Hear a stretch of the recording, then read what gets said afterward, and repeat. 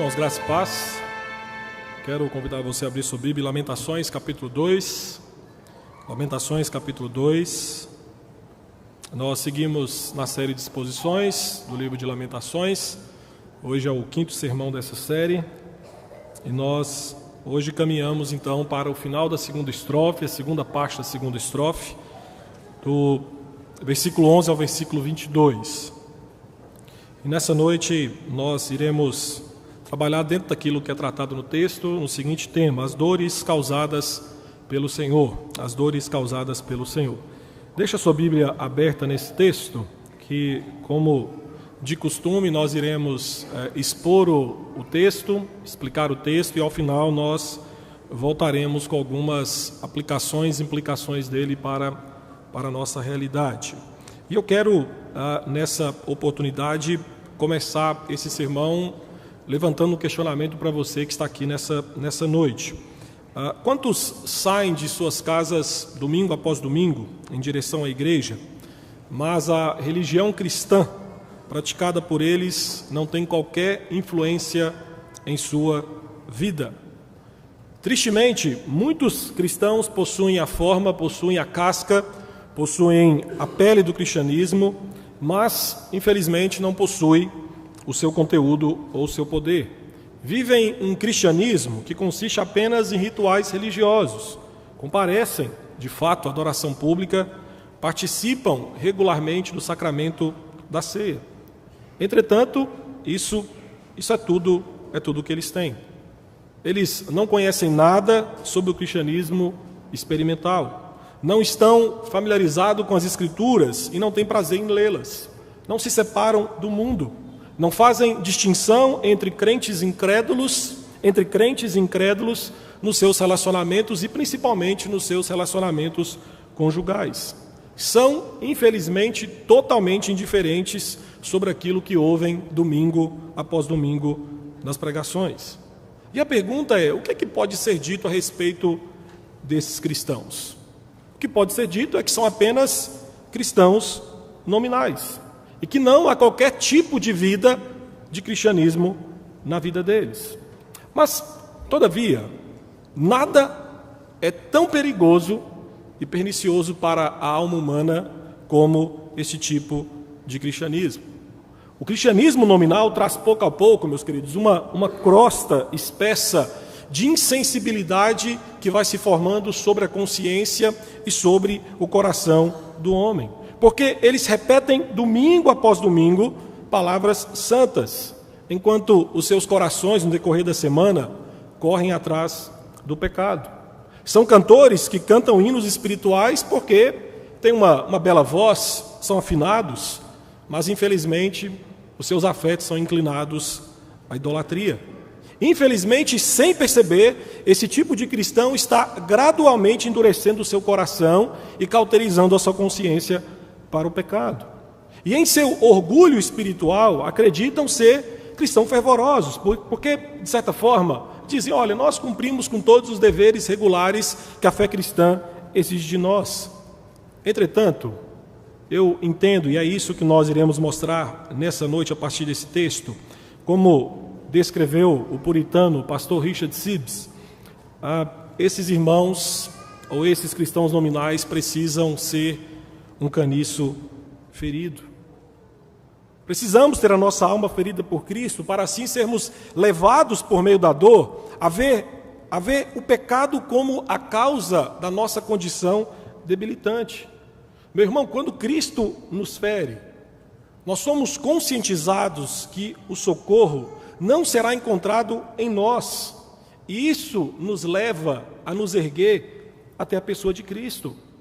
Na sua obra Caniço Ferido, lançada em 1630, perceba bem o que Richard Sibbes falou sobre isso. Amamos nos apartar por nós próprios e a ser estranhos em casa, até Deus nos ferir por uma cruz, e então caímos em nós mesmos e voltamos-nos ao lar como pródigo. Nossos corações são errantes como criminosos, e até que sejam derrotados em todos os seus subterfúgios, nunca bradam pela misericórdia do juiz. Em essência, para Sibbes, somos feridos na alma, para que, em meio à exaustão e necessidade, encontremos consolo na pessoa de Cristo Jesus. Meu irmão, Isaías 29 descreveu que o povo de Judá, algumas décadas antes de Lamentações, honrava o Senhor com os lábios, mas o coração estava distante do Senhor. O tempo se passa, os anos se passam, os profetas são levantados, profetas, de certa forma, confrontam um tipo de religiosidade fria, em que era apenas aparência que se existia entre o povo de Deus, e nada acontece. E é por isso, então, que aqui em Lamentações, capítulo 2, versículos 11 a 22, nós vamos ver Deus ferindo Jerusalém. Meu irmão, Jeremias teve a sua alma esmagada, e é isso que nós vamos mostrar nessa noite, ao ver os ossos expostos de Jerusalém, testemunhando as suas dores diante do juízo divino. Nós vamos ver nessa segunda parte da segunda estrofe, a tristeza sentida pelo poeta, sentida por Jeremias, em perceber o impacto de Deus cumprir a maldição da aliança sobre Jerusalém. Nesses versículos, nós vamos caminhar pela visão daquilo que o poeta viu, daquilo que o poeta presenciou, e como que ele reagiu diante das dores causadas pelo justo juízo divino, que veio em resposta aos pecados cometidos pelo seu povo. Então, vamos para os versículos 11 e 13, depois versículos 20 a 21, que eu quero aqui mostrar para você aquilo que o poeta nos mostra. O poeta, nesses versículos, ele descreve as dores. Versículos 11 a 13, 20 e 21, o poeta se propõe a descrever as dores sentidas pelo povo de Deus. Versículos 13 vai dizer o seguinte, versículo 11, desculpa: com lágrimas se consumiram os meus olhos, turbada está minha alma, e o meu coração se derrama de angústia por causa da calamidade da filha do meu povo, pois desfalecem os meninos e as crianças de peito pelas ruas da cidade. Dizem as mães: onde há pão e vinho? Quando desfalecem como ferido pelas ruas da cidade, ou quando exalam a alma nos braços de sua mãe, que poderei dizer-te? A quem te compararei, ó filha de Jerusalém? A quem te semelharei para te consolar a ti, ó virgem filha de Sião? Porque grande como o mar é a tua calamidade, quem te acudirá? Versículo 20, versículo 21. Vê, ó Senhor, e considera, a quem fizeste assim? Hão de as mulheres comer o fruto de si mesmas, ou crianças do seu carinho? Ou se matará no santuário do Senhor o sacerdote e o profeta? Jazem por terra pelas ruas o moço e o velho. As minhas virgens e os meus jovens vieram a cair à espada. Tu os mataste no dia da tua ira, fizeste matança e não te apiedaste. Ao ver as atrocidades da guerra, principalmente contra as crianças, Jeremias teve a sua alma consumida de dor. E o texto diz que ele chorou de tal forma que as lágrimas vieram a cegar os seus olhos. Jeremias chora porque as mães estão vendo seus filhos morrendo por causa ou da fome ou feridos pela espada. Diz o poeta que algumas crianças desfalecem feridas, ou seja, as crianças estão perdendo a sua vida como alguém que é ferido em guerra e aos poucos vai morrendo. Ele diz que outras crianças morrem porque lhes falta o pão e o trigo.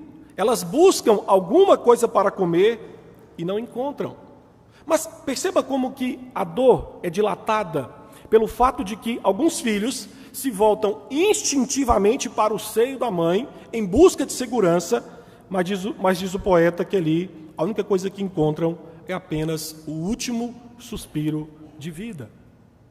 Versículo 20, se você observou bem, há uma pergunta extremamente impactante. O poeta pergunta, olha, devem as mães comer as criancinhas das quais criaram?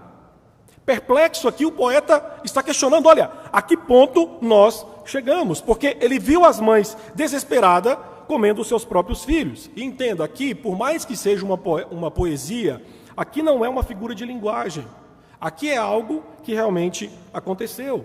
O cerco de Jerusalém pela Babilônia foi tão severo que, no desejo de autopreservação, alguns pais se tornaram canibais comendo os seus próprios filhos. Moisés já havia advertido o povo, lá em Deuteronômio, capítulo 28, e Jeremias, capítulo 19, havia reafirmado a consequência da desobediência à lei de Deus. O Senhor já havia profetizado e dito que, se o povo não cumprisse os termos da aliança, sim, eles seriam cercados de tal forma que o desespero os levaria à prática do canibalismo. Versículo 21 mostra que, após a Babilônia romper as defesas de Jerusalém, os seus soldados ficaram tão irados, porque Jerusalém os segurou por 30 meses, que diz o texto que eles não faziam distinção entre idade e sexo. Todos estavam morrendo pela espada. E aqui, meu irmão, eu quero que você entenda que o profeta sofre pela morte de bebês e pela morte de jovens, porque isso eliminava a próxima geração. Isso colocava em perigo a continuidade do seu povo, do povo de Judá. Por isso que no versículo 13, o poeta, se identificando com o sofrimento do seu povo, ele deseja consolar Jerusalém. Mas a dinâmica do texto mostra que ele se sente impotente diante da dimensão da ferida do seu povo. Veja que no versículo 20, o poeta busca encontrar algum povo que sofreu tanto quanto Jerusalém. Tanto no versículo 20 quanto no versículo 13, ele está dizendo mesmo, olha, será, Senhor, que algum povo sofreu tanto quanto o nosso povo está sofrendo?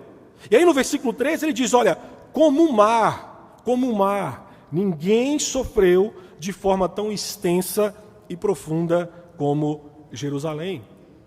Jerusalém, meus irmãos, de certa forma, aqui, como diz o profeta e como diz o poeta, está sendo disciplinada pela pessoa de Deus. E Jeremias mostra que o consolo por conta da disciplina do Senhor é uma necessidade constante.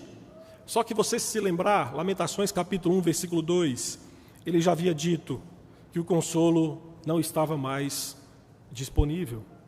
E convenhamos, meus irmãos, que palavras são suficientes para consolar uma mãe que perde o filho em seus braços?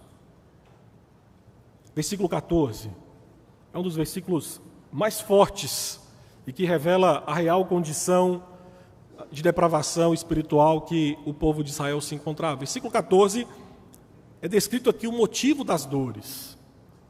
Versículo 14, assim está escrito: os teus profetas te anunciaram visões falsas e absurdas, e não manifestaram a tua maldade, para restaurarem a tua sorte, mas te anunciaram visões de sentenças falsas, que te levaram para o cativeiro.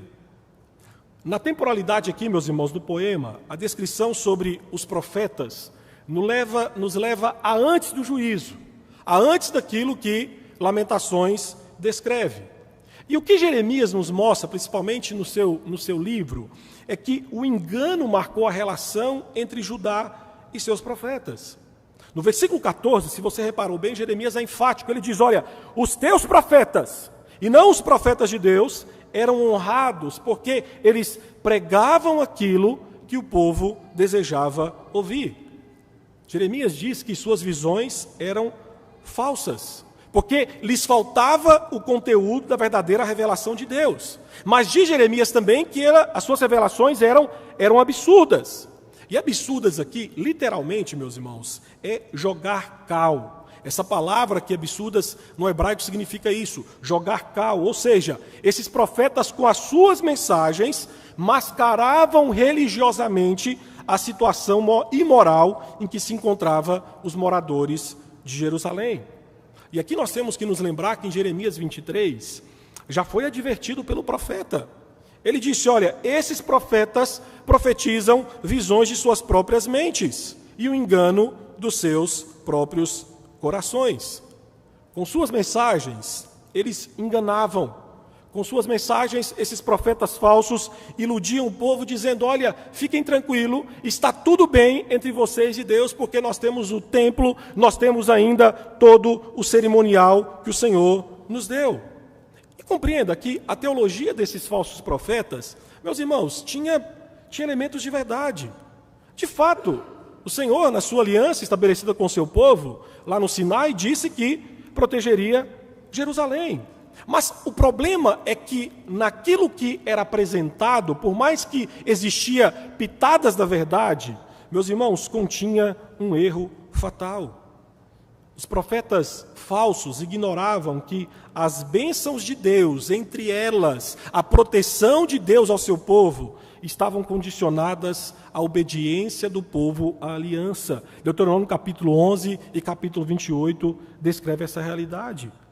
Esses profetas foram tolerantes em relação à má conduta do povo, descartando de suas mensagens a necessidade de vida espiritual e moral segundo os padrões da aliança estabelecida com o Senhor. Então, os profetas, como porta-vozes da aliança do Senhor, deveriam levantar as suas vozes e acusar os desvios das normas da aliança, principalmente quando o povo não estava ciente da sua conduta imoral diante do Senhor. E diz o versículo 14 que os profetas não manifestaram a maldade do povo. Literalmente eles não retiraram o véu que estava sobre os pecados do povo. Os profetas falharam em confrontar os pecados de Judá, levando assim o povo ao arrependimento. Porque, diz o texto, se eles tivessem revelado a maldade do povo, teriam restaurado a sorte deles. E essa expressão no versículo 14, restaurar a sorte, tem a ideia de mudar as coisas de volta ao que era. Então, por meio da proclamação da verdade, essa ideia do versículo 14, os profetas teriam sido usados por Deus para redirecionar o coração dos ouvintes para a pessoa de Deus.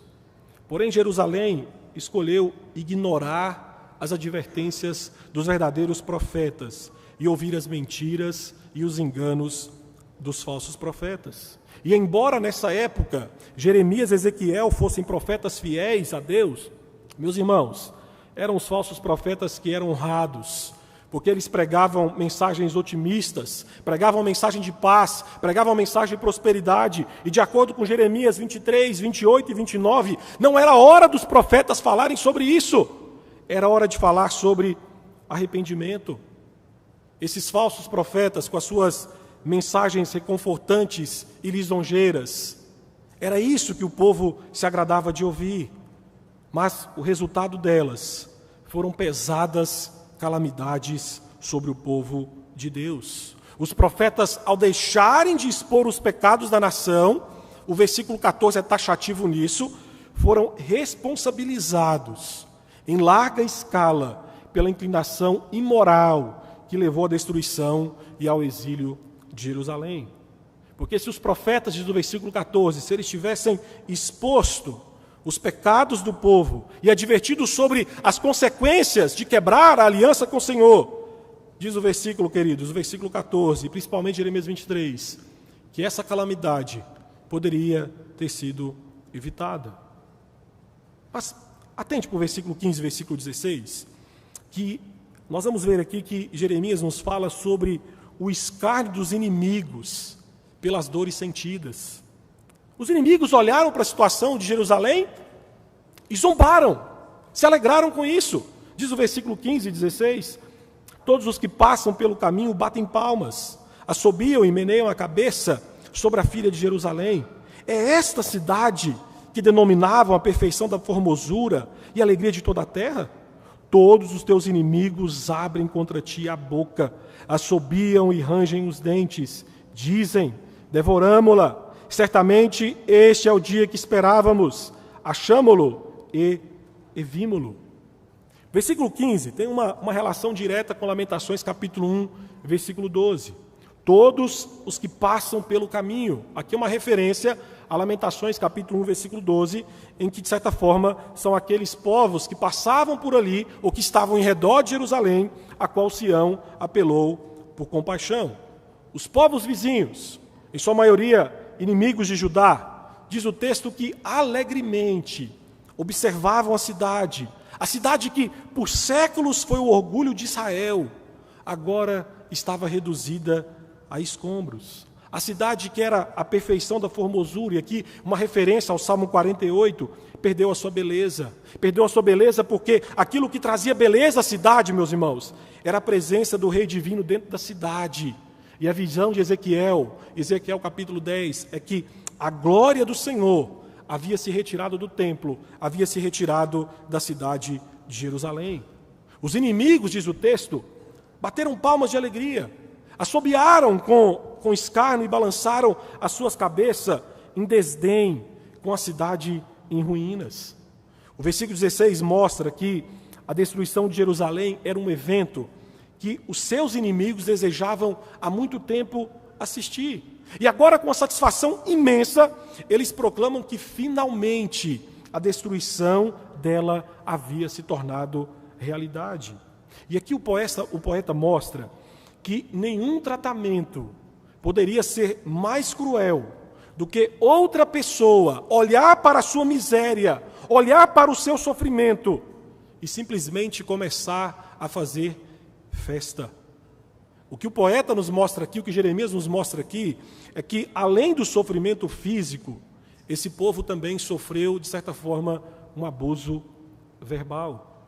A outrora majestosa e segura cidade de Jerusalém era agora objeto de escárnio. As pessoas zombavam da sua antiga beleza e alegria. A capital de Davi, que tinha sido o orgulho de Judá por séculos, agora não recebe mais louvores, mas recebe insultos e zombaria dos seus inimigos.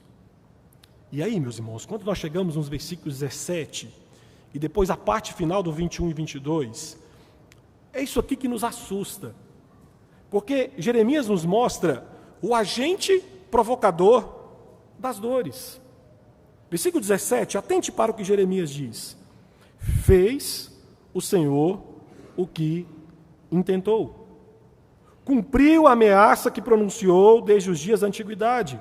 Derrubou e não se apiedou. Fez que o inimigo se alegrasse por tua causa e exaltou o poder dos teus adversários. O final do versículo 21, quando ele diz, tu os mataste no dia da tua ira, fizeste matança e não te apiedaste. Versículo 22, convocaste de toda parte terrores contra mim, como num dia de solenidade. Não houve, no dia da ira do Senhor, quem escapasse ou ficasse.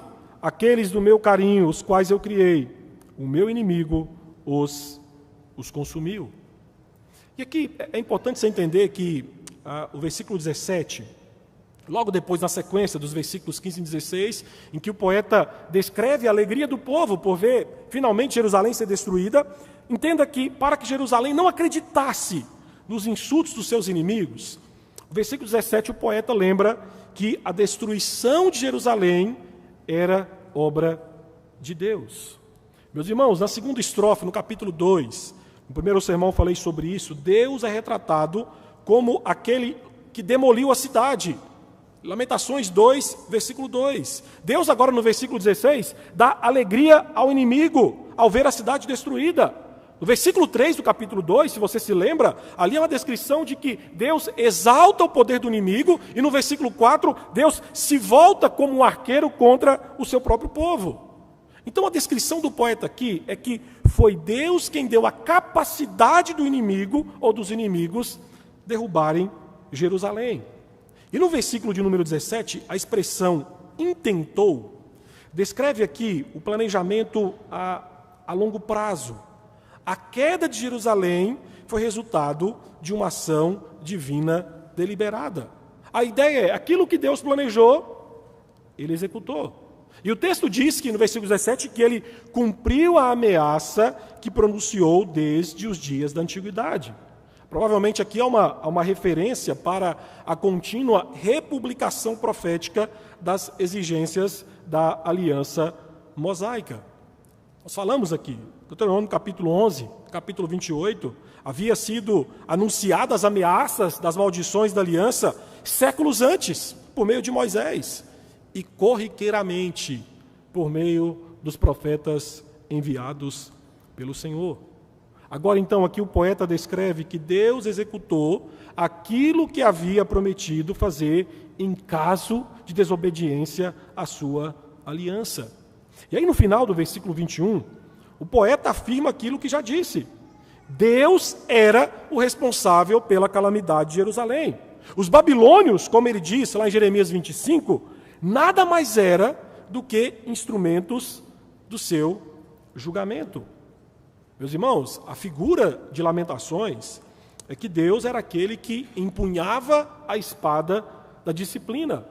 Os babilônios prevaleceram porque Deus os fortaleceu e, de certa forma, enfraqueceu as forças de Jerusalém para que eles pudessem prevalecer. O versículo 22, que é quando o lamento termina, ele termina com o segundo ou terceiro reconhecimento de que Deus havia decretado a destruição da cidade tão deliberadamente quanto um sacerdote anunciava um dia de festa religiosa. Como uma festa religiosa, meus irmãos, atrairia multidões de adoradores de todos os lados. O julgamento divino cercou Jerusalém, e aqui há uma referência àquilo que é predito em Jeremias capítulo 6, Jeremias 49, que o Senhor cercaria de terrores de todos os lados o seu povo. Então, eu não sei se você conseguiu captar isso aqui, mas esse dia festivo aqui, meus irmãos, tem um tom sinistro. Porque no lugar de chamar os sobreviventes para um banquete, Deus aqui chama os inimigos de Sião. Lamentações capítulo 1, versículo 15, Deus convoca uma assembleia contra Jerusalém. E essa assembleia, diz agora o capítulo 2, não era de adoradores, mas era dos inimigos que zombavam, que estavam felizes e alegres com a derrubada de Jerusalém. Meu irmão, como Judá rejeitou a espiritualidade da aliança com tanta rebeldia, não poderia haver destino diferente. Deus, então, aqui, por meio do poderio militar de reinos inimigos, destruiu Jerusalém, causando dor e sofrimento ao seu povo. Mas versículos 18 e 19 é quando o profeta, então, fala sobre consolo. Meus irmãos, a esperança de consolo das dores sentidas. Versículos 18 e 19 é isso que o poeta nos fala. Diz o versículo 18 em diante: o coração de Jerusalém clama ao Senhor. Ó muralha da filha de Sião, corram as tuas lágrimas como um ribeiro, de dia e de noite. Não te des descanso, nem pare de chorar a menina de teus olhos. Levanta-te, clama de noite no princípio das vigílias, derrama como água o coração perante o Senhor, levante a Ele as mãos pela vida de teus filhinhos, que desfalecem de fome, à entrada de todas as ruas. Meu irmão, a profundidade desses dois versículos não pode passar despercebida, porque nesse poema, do primeiro capítulo ao último capítulo, Deus é descrito como o inimigo de Judá. Capítulo 2, que nós estamos aqui na segunda estrofe, dos versículos 1 a versículo 8, versículo 17, versículo 21, versículo 22, é descrito que Deus se coloca contra o seu povo. Só que aqui, aquilo que, de certa forma, traz esperança ao coração aflito de quem está sendo disciplinado pelo Senhor, é que Deus não deve ser apenas temido. Mas aqui também o poeta convoca a cidade a apelar para a misericórdia de quem de fato conquistou a cidade. O poeta diz: apele para Deus, levante as mãos, ore sem parar dia e noite, para que assim o Senhor estanque as feridas do seu sofrimento. Jerusalém, a muralha da filha de Sião, deveria verter lágrimas pela dor de ver a morte dos seus filhos, mas também, queridos, deveria verter lágrimas de arrependimento. Jerusalém foi exortada para diante de Deus, clamar e chorar dia e noite. Diz o poeta: olha, não dê descanso ao Senhor. Versículo 19, Jerusalém aqui também é exortada a se levantar de onde foi lançada.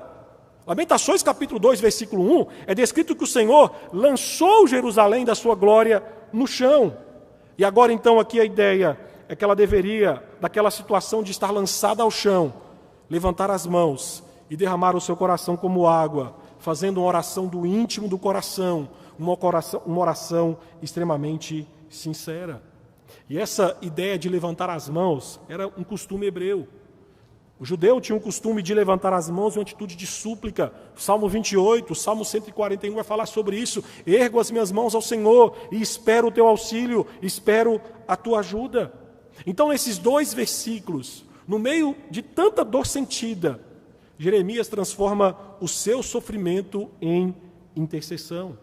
A esperança para Jeremias, e Jeremias aqui está dizendo, a esperança para você, Jerusalém, é do alto. As suas lágrimas devem correr como um ribeiro para cima, na direção do trono de Deus. Então o que nós temos aqui é a exposição da causa da dor diante de Deus, na esperança de que aquele que fez a ferida também possa curar. E meus irmãos, essa esperança de Jeremias não era uma esperança infundada, não era. Isaías, capítulo 30, versículo 26, Jeremias, capítulo 17, versículo 14, já havia profecia do Senhor a respeito disso, quando o Senhor disse, olha, eu restaurarei a saúde e curarei as tuas chagas. Jeremias 17 vai dizer, no dia em que o Senhor, Isaías 30, no dia em que o Senhor atar a ferida do seu povo e curar a chaga do golpe que ele deu. É baseado em profecias do passado, em que Deus disse que feriria o seu povo de forma disciplinar, mas em misericórdia o Senhor também curaria. É que o poeta anima a Judá dizendo, derrama o coração perante o Senhor, que Ele há de trazer o consolo às suas feridas. E essa, meus irmãos, é uma descrição de Jeremias em Lamentações, capítulo 2, versículos 11 a 12. E eu digo para os irmãos que há tantas implicações nesse texto, que eu confesso para os irmãos que a minha vontade era de pregar nesse texto pelo menos umas 3 vezes, porque há muita coisa. Mas eu quero me ater em algumas que eu entendo que resume bem aquilo que, de certa forma, foi problema para o povo de Israel e que gerou as dores causadas e que, de certa forma, cabe a nós nos atentarmos para que não incorramos no mesmo erro do povo do Senhor do passado. E a primeira implicação que eu lanço para você nessa noite, e é em forma de pergunta, é que legado espiritual nós deixaremos para os nossos filhos? Que legado espiritual nós deixaremos para as nossas crianças? Meus irmãos, no caso de Jerusalém, embora as crianças fossem inocentes, elas formal e reconhecidamente faziam parte de uma nação má e apóstata. O poema é um lembrete sério de que crianças inocentes são muitas vezes as vítimas que mais sofrem como resultado dos pecados de seus pais. Pais que não se preocupam e não se esforçam em criar os seus filhos nas tradições espirituais e éticas da aliança de Deus, têm sim parcela de responsabilidade pelas desgraças espirituais dos seus filhos. De fato, você pode estar pensando, olha, pastor, mas as nossas crianças, os nossos filhos não são justos. De fato, não são. Não são. As minhas filhas, por mais que sejam adoráveis crianças, meus irmãos, são pequenos Adões. Há um coração extremamente depravado no coração dos pequenos infantes. Por quê? Todos nós somos injustos diante de Deus. Mas entenda que boa parte do sofrimento das crianças no seio familiar, meus irmãos, elas são meras vítimas. Elas são inocentes. Muitos pais são indiferentes. Muitos pais são cruéis. Muitos pais são egoístas. Muitos pais são devassos quanto ao destino eterno dos seus filhos. Por exemplo, entregam os seus filhos a ideologias. Como nós temos visto vários pais levando crianças inocentes para uma mesa de cirurgia de redesignação de sexo. Infelizmente, nós temos que também entender que aquilo que os pais de Judá, o povo de Deus, fez no passado, meus irmãos, infelizmente, não é algo tão distante da realidade de muitos pais cristãos e daquilo que eles têm feito ou têm se omitido de fazer no seio da igreja. Muitos pais cristãos, no lugar de criarem os seus filhos o temor do Senhor, simplesmente os vendem à escravidão emocional e espiritual dos deuses da pós-modernidade. Muitos pais choram hoje ao ver os seus filhos desfalecendo espiritualmente, sendo sugados pelos prazeres do mundo, ao mesmo tempo que não perceberam que foram eles quem lançaram seus filhos nessa situação. Pais que patrocinam a promiscuidade dos filhos. São pais que pagam passaporte open bar nos aniversários e nas festas das universidades em que os seus filhos estudam. Pais cristãos que incentivam o materialismo, criando os filhos com excelentes qualidades profissionais, mas ao mesmo tempo crescem sem qualquer compaixão e empatia pelo próximo. São pais cristãos que nunca leram a Bíblia com seus filhos e ao mesmo tempo não se importam que influenciadores pervertidos ensinem aos seus filhos uma visão secularista da vida. São pais cristãos que não medem esforços pelas carreiras profissionais e financeiras dos seus filhos, mas ao mesmo tempo sentem preguiça e desdenham do investimento no progresso da vida espiritual dos seus filhos.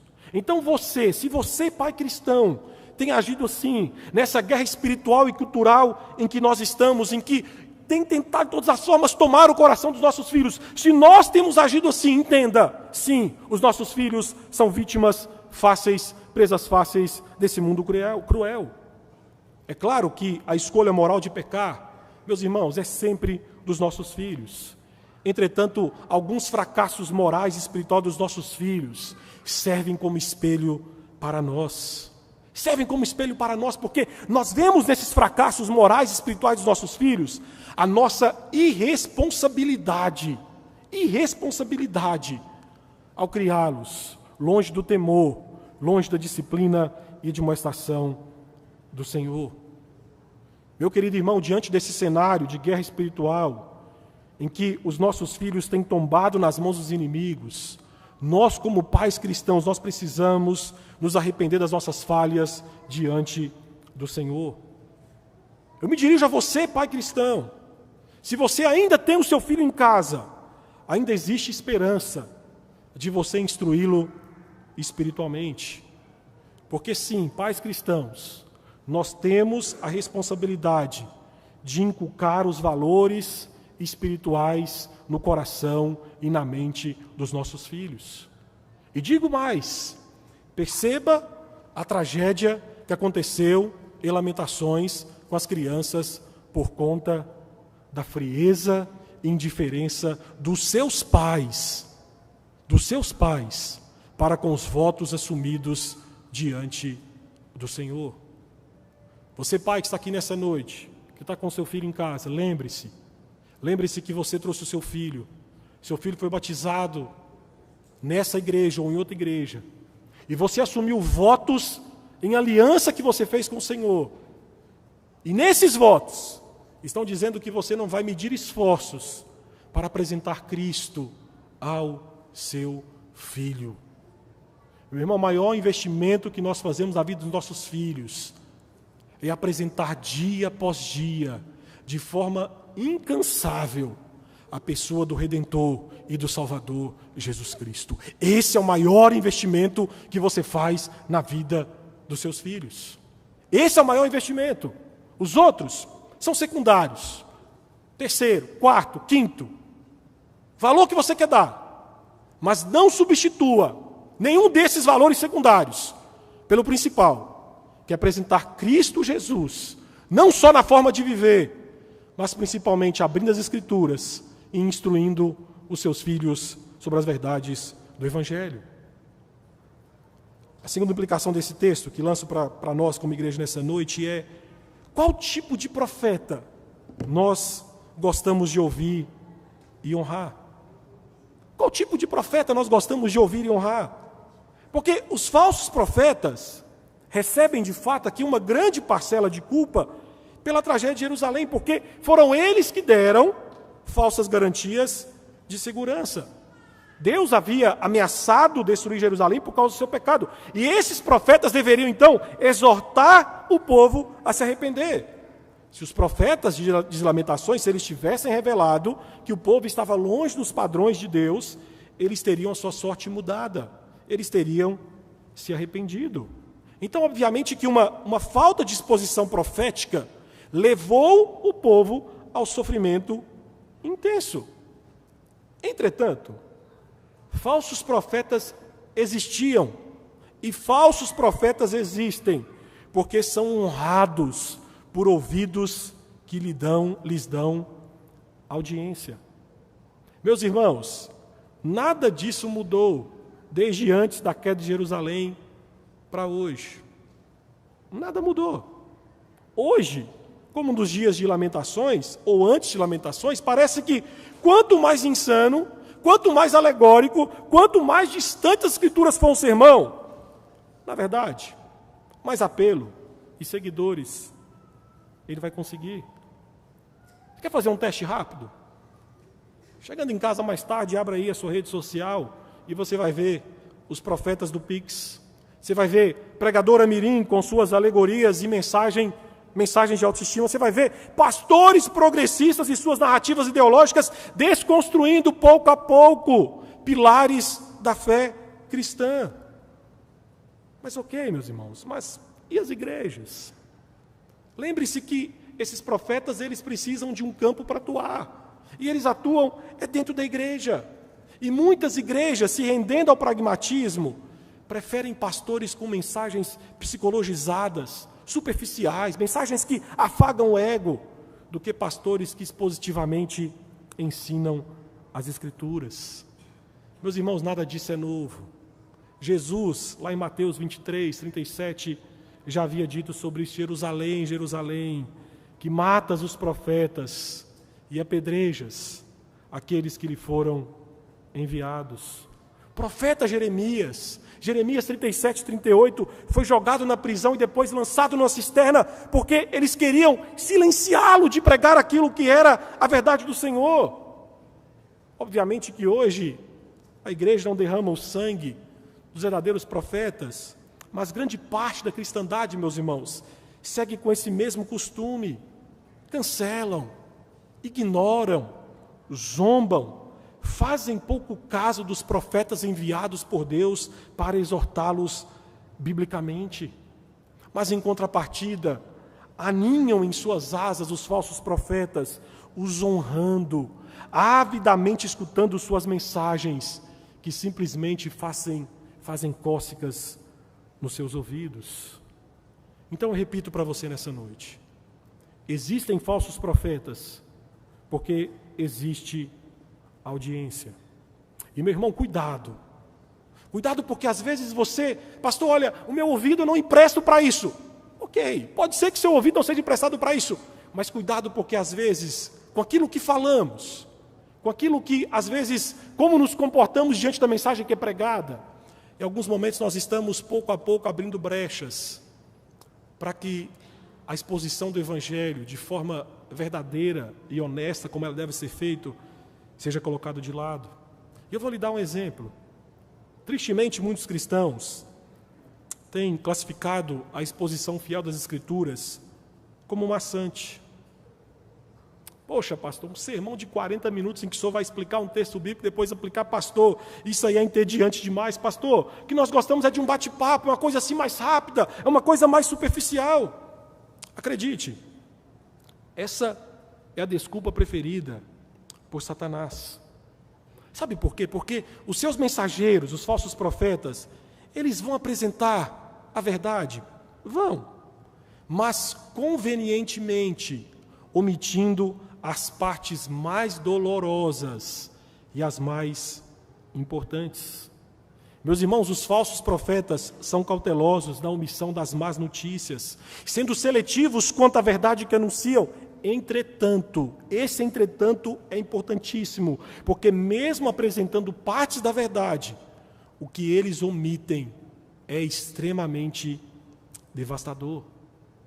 Aiden Wilson Tozer, alguns anos atrás, denunciou essa realidade, dizendo: olha, sob a manipulação dos filhos de profetas, a mensagem perdeu sua veemência, parecendo não mais existir condenação na igreja, a convicção perdeu seu lugar, e o corpo de Cristo não tem sido conclamado ao arrependimento, não há mais razão para tal. E aí ele termina dizendo: Porque nós somos filhinhos de Deus muito felizes, caminhando a nossa maneira rumo ao céu. Que descrição patética! Nós precisamos saber que a tarefa principal do profeta é estabelecer um vínculo entre a conduta moral do povo e o veredito revelado por Deus em sua palavra. Por isso, nessa noite, eu digo para você com todo temor no coração, não dê ouvidos a homens que se dizem enviados de Deus, mas que buscam deixar você confortável em seus pecados. A verdade é que sem a exposição do pecado, o evangelho da graça se torna desnecessário e nada interessante. Então, dê ouvidos, por amor à sua eternidade, a homens que para eles, o único dado importante a respeito de si mesmos é a fiel exposição das Escrituras. Meu querido irmão, que o alerta de Lamentações ecoe em nosso coração. Porque uma vez que a noiva de Cristo ignora os pregadores bíblicos, ela corre o sério risco de afundar-se em um atoleiro de heresias que a cerca, sendo alvo do justo juízo do Senhor. E a última aplicação, e aqui eu termino o sermão nessa noite. Que tipo de consolador você tem buscado em meio às dores? Meu irmão, as dores sentidas por Jerusalém foram tão intensas que o poeta questionou: quem poderá consolar uma ferida tão grande como o mar? Lamentações nos mostra como que o pecado machuca. O pecado machuca. Mas, meus irmãos, eu não sei se você prestou atenção bem nesse texto, mas nada de forma tão profunda e intensa nos machuca como a ira divina ao se manifestar de forma disciplinadora sobre o seu povo. Lamentações é um lembrete solene de que nós, o povo de Deus, nós não estamos isentos da disciplina divina quando nós pecamos. Lamentações nos ensina que jamais é agradável ser confrontado pela justa, verdadeira e terrível ira de Deus. E por mais que isso seja necessário, meus irmãos, isso não é agradável. De fato, como diz lá em João capítulo 3, versículo 18, o cristão foi liberto do medo de ser alvo da ira divina, no que diz respeito à condenação eterna. Todavia, nós não fomos libertos da disciplina de Deus contra a nossa conduta pecaminosa. E neste sentido, o nosso coração tem que temer e tremer. Hebreus capítulo 12 afirma que o Senhor disciplina quem ama e pune, castiga a todo aquele que recebe como filho. Ou seja, Deus, quando enxerga um dos seus filhos desviando das suas estipulações morais e espirituais, meus irmãos, não pense que o Senhor vai ficar passivo, porque Lamentações nos mostra que Deus é ativo disciplinador sobre o seu povo, quando o seu povo está em pecado e não se volta em arrependimento para Ele. Entretanto, a disciplina do Senhor, como foi em Jerusalém, é um ato de misericórdia, é um ato de amor, justamente para nos confrontar com os nossos pecados, nos levando em arrependimento, clamar ao Senhor por socorro. Nós vemos isso quando Jeremias, em busca de consolo para uma ferida tão grande, meus irmãos, Jeremias não se volta para si, não se volta para sacerdote, não se volta para a população, ele se volta para aquele que disciplinou o seu povo.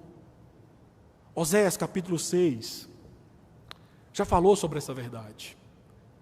Oséias capítulo 6, versículo 1, Oséias convoca o povo de Deus dizendo: vem, voltemos para o Senhor, Ele nos despedaçou, mas é Ele que nos trará a cura. Ele nos feriu, mas é Ele que sarará as nossas feridas. Meus irmãos, a beleza do Evangelho é ver que a Bíblia nos mostra que na proporção que o pecado causa uma ferida tão profunda, a graça de Deus se manifesta, trazendo a cura por meio da disciplina. E isso acontece para nós como cristãos, porque lá na cruz, Cristo Jesus sofreu a maior das feridas. E como foi dito hoje aqui pela manhã, a separação da comunhão com Deus Pai para nos salvar. O consolo que nos traz a paz, meus irmãos, foi conquistado pelo servo sofredor, que de forma inocente foi castigado naquela cruz. Jesus, ao sofrer na cruz, Jesus entrou em nosso gravíssimo problema, tendo a sua alma ferida para que encontrássemos resposta para a pergunta: pois a tua ferida é tão grande como o mar, quem poderá te curar? A resposta é Jesus Cristo. Meus irmãos, Jesus escolheu ser ferido, padecer a dor e o isolamento para que você jamais pudesse ficar sozinho em sua dor e em sua aflição. Jesus, lá na cruz foi desamparado por Deus Pai, foi motivo de escárnio dos seus inimigos, para que você, cristão, que coloca a sua fé nele, jamais experimentasse o isolamento, o abandono ou o terror de ser desamparado como se deu com ele. Por isso, você que é cristão, entenda que Deus não é passivo quando nós como seu povo, nós agimos contrário às estipulações da sua aliança conosco. Na verdade, nesses momentos, a sua ira não anula o seu amor, mas a sua ira, a sua disciplina, é uma expressão do seu amor para com seu povo. Esse castigo divino, apesar de ser severo, tem como intenção, tem como objetivo a recuperação do seu povo da rebelião e, ao mesmo tempo, o restabelecimento deles, a sua graça. É por isso que Agostinho disse: feriste-me o coração com a tua palavra e te amei. Feriste-me o coração com a tua palavra e te amei. Meu irmão, que nas feridas da alma, causadas pela disciplina de Deus, que nós encontremos consolo não nas nossas feridas, mas nas listras que foram feitas nas costas de Jesus por cada um dos nossos pecados.